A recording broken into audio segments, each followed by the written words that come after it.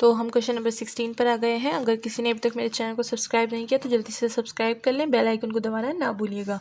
यहाँ पर क्या हो जाएगा, हम लोग nth टर्म टेस्ट यूज़ करेंगे, nth टर्म टेस्ट या फिर nth डेरिवेटिव टेस्ट भी यूज, डाइवर्जेंट टेस्ट भी बोल सकते हैं। सबसे पहले हम लोग लिमिट पुट करेंगे। लिमिट में हमारे पास है 1 + 1/n और होल पावर n है।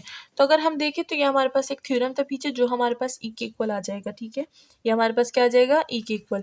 अब e के इक्वल तो आ गया, but e is not equal to 0। अगर आप इसकी वैल्यू निकालें तो ये इज़ नॉट इक्वल टू 0 और ये हमारे पास क्या हो जाएगा, ये हमारे पास डाइवर्ज हो जाएगा। तो nth टर्म से ये हमारे पास डाइवर्ज हो गया। तो हम लोग के पास क्वेश्चन नंबर 19 है, इसको हम लोग सॉल्व करते हैं। इसको ओपनिंग सीरीज से सॉल्व करते हैं। तो सबसे पहले सीरीज को ओपन कर देंगे। तो हमारे पास है नेचुरल लॉग 2 की पावर n। सबसे पहले इसको खोलेंगे तो नेचुरल लॉग 2 की पावर n पे हमारे पास नेचुरल लॉग 2 की पावर 1 आ जाएगा, प्लस नेचुरल लॉग 2 की पावर क्या हो जाएगी, होल 2 हो जाएगी, फिर नेचुरल लॉग 2 की पावर होल 3 हो जाएगी और इसी तरह ये सीरीज चलती रहेगी। ठीक है, इस सीरीज को हम लोग थोड़ा सा बस खोल दिया हमने। अब क्या करेंगे, इसका रेडियस फाइंड करेंगे क्योंकि ये रेडियस हमारे पास बहुत ही ज़्यादा इंपॉर्टेंट है। 1/नेचुरल लॉग 2 होल पावर 2 है हमारे पास, डिवाइड होगा 1/नेचुरल लॉग 2 से। दोनों को डिवाइड करेंगे, एक कट जाएगा हमारे पास। रेडियस में क्या रह जाएगा, यहाँ पर लिखते हैं। रेडियस में हमारे पास रह जाएगा 1/नेचुरल लॉग 2 और 1/नेचुरल लॉग 2 को अगर हम लोग इसकी वैल्यू निकालें तो हमारे पास निकलती है 1.44। आप भी चेक कर सकते हैं। तो ये हमारे पास क्या है, 1 से ग्रेटर है और जब भी रेडियस 1 से ग्रेटर आता है तो हम क्या कहते हैं कि ये हमारे पास डाइवर्ज है। तो गिवन सीरीज हमारे पास ज्योमेट्रिक सीरीज है with divergent radius r is greater than 1। ये इसकी स्टेटमेंट हो गई। तो पीछे क्वेश्चन की तरह ये वाला भी है, इसको भी उसी तरह ओपन करेंगे और फिर इसका रेडियस निकालेंगे। देखते हैं इसका रेडियस क्या निकलता है।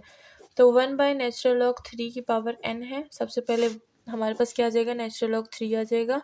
उसके बाद हमारे पास नेचुरल लॉग 3 की पावर 2 हो जाएगी, फिर प्लस नेचुरल लॉग 3 और पावर क्या हो जाएगी 3 एंड सो ऑन चलती रहेगी। रेडियस फाइंड करेंगे। रेडियस को फाइंड करने के लिए नेचुरल लॉग 3 की पावर 2 को डिवाइड करेंगे 1/नेचुरल लॉग 3 पे। हमारे पास क्या आ जाएगा, 1/नेचुरल लॉग 3 आ जाएगा। ठीक है, अब हम क्या करेंगे, जब हम लोग इसकी वैल्यू निकालेंगे तो हमारे पास क्या आ जाएगी 0.91 विच इज़ लेस देन 1। तो जब लेस देन 1 आ गई तो ये हमारे पास क्या हो गई, एक ज्योमेट्रिक सीरीज हो गई जो कि कन्वर्ज हो गई with radius r is less than 1। तो ये आप इसकी स्टेटमेंट लिख सकते हैं।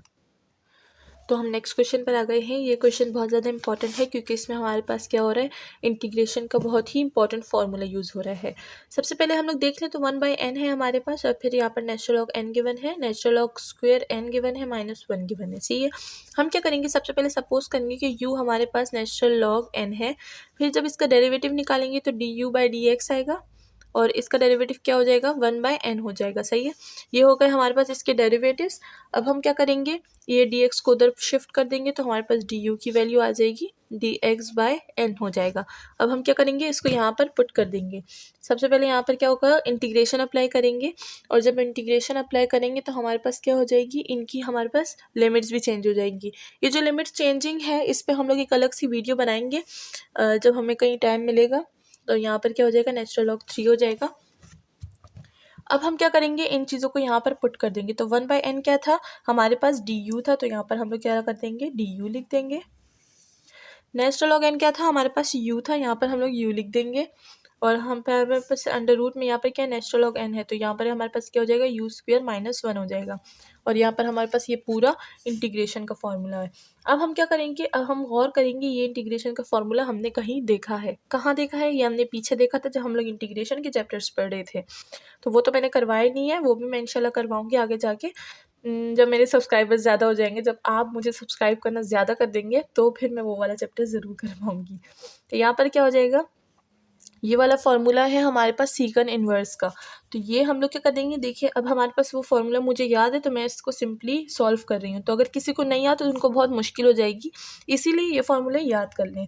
तो ये क्या हो जाएगा, ये हमारे पास है सीकन इन्वर्स के इक्वल। तो यहाँ पर मैं क्या कर दूँगी, सिंपली सीकन इन्वर्स लिख दूँगी, बट यहाँ पर लिमिट भी कंटिन्यू रहेगी और ये जो इन्फिनिटी है इसको मैं कर दूँगी m।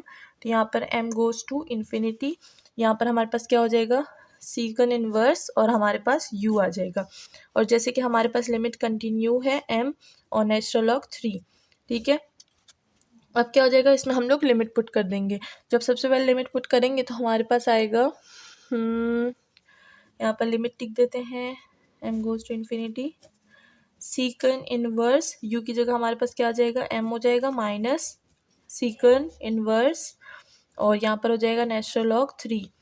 अब अगर हम देखें तो यहाँ पर सीकन जो हमारे पास वो है उसे क्या बोलते हैं, इन्फिनिटी। तो सीकन इन्फिनिटी से हमारे पास क्या आ जाएगी, कॉज इनवर्स 1/इन्फिनिटी। तो हम m लिख देंगे, ठीक है, माइनस करेंगे यहाँ पर सीकन इनवर्स को, वापस से नेचुरल लॉग n के साथ 3 के साथ लिख देंगे, ठीक है। ये हो गया हमारा। यहाँ पर लिमिट हम लोग कंटिन्यू रखेंगे, m गोज़ टू इन्फिनिटी, ठीक है, क्योंकि ये लिमिट हम लोग इसलिए कंटिन्यू रख रहे हैं क्योंकि ताकि पता चले जो m है ये हमारे पास क्या है, इन्फिनिटी है। आगे चलते हैं, यहाँ पर हमारे पास क्या आ जाएगा, यहाँ पर हमारे पास कॉज इनवर्स, इससे हमारे पास 0 आ जाएगा, 1/इन्फिनिटी हमें क्या देता है, 0 देता है, माइनस हमारे पास सीकन इनवर्स हो जाएगा और नेचुरल लॉग 3 हमारे पास एज इट इज़ आ जाएगा।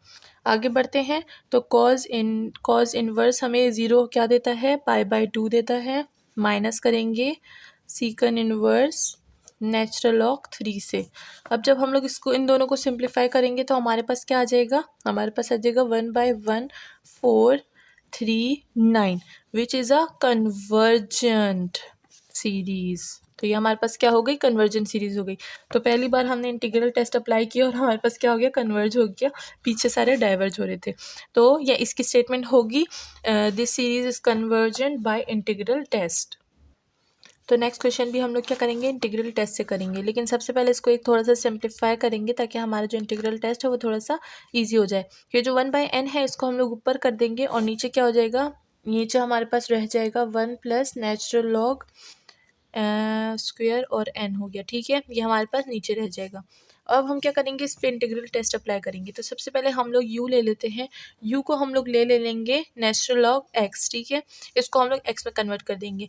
फिर जब इसका डेरिवेटिव निकालेंगे तो इसका du आ जाएगा, इसका 1/x आ जाएगा और इधर क्या हो जाएगा, इधर dx है, तो dx को हम लोग ऊपर शिफ्ट कर देंगे तो हमारे पास आ जाएगा du dx/x, ठीक है। अब हम क्या करेंगे, इसको यहाँ पर पुट कर देंगे, तो यहाँ पर इंटीग्रल भी लगाएंगे हम लोग इन्फिनिटी और 1 और यहाँ पर हमारे पास क्या आ जाएगा, यहाँ पर हमारे पास आ जाएगा du, नीचे आ जाएगा हमारे पास 1 प्लस u का स्क्वायर, क्योंकि यहाँ पर हमारे पास स्क्वायर है, ठीक है।